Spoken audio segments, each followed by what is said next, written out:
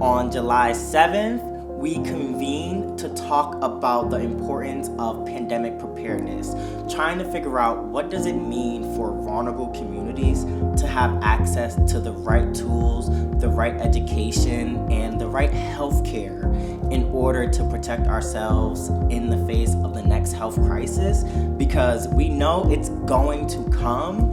And unfortunately, historically, we've seen that Black and brown communities, other marginalized communities, queer and LGBTQ plus communities have been at the forefront of experiencing some of the worst health events. Even as our local public health officials, the CDC, have worked in attempt to offer equitable resources, equitable healthcare access, we've seen that when it comes to our communities, we have not had that same level of access. How do we continue? How do we bring this to more spaces so that we can have the conversations that are necessary, so that we can understand how our voices can be heard, and we don't have to be the last ones or the ones most impacted. Friday's event was really important because I sat in a space I didn't really know what to expect. It was moments of anger, of frustration, but then moments of gratitude. Because again, here we are, our stories being told by us. Why are we still at the same place where we're the last ones to be made important? COVID was impacting the economic system. So y'all responded a whole lot different. You made sure that there was a vaccine very quickly, within a year. But yet HIV had been around for 40 years at this point.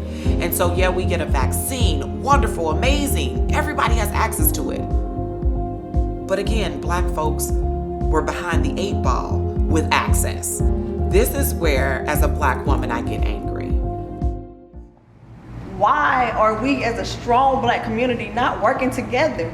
We could take over this world and we work together. Why aren't we working together to help each other and stand up? For me, when we have community events that are open, I want to bring people out so they can be educated. That's what it's about. When you're in these spaces, you're in these rooms, you're learning new tips and tricks or knowledge that will help us as Black and brown people. You take it back to somebody else that is Black and brown. Don't gatekeep the knowledge. If a Black person wasn't in the room, if a Black person wasn't at the table, if a Black person wasn't participating in that clinical trial, how do you know who is being affected most and foremost by it? Ultimately, by hosting these smaller workshops across the Deep South, the Human Rights Campaign hopes to gather and synthesize this information in order to create an actual toolkit that will then be disseminated out into the community. My intention for those that are not of African descent, Black and brown body, you will take from this that Black Lives Matter. To be able to know that I will have the tools and the skills and the language to advocate for myself is priceless.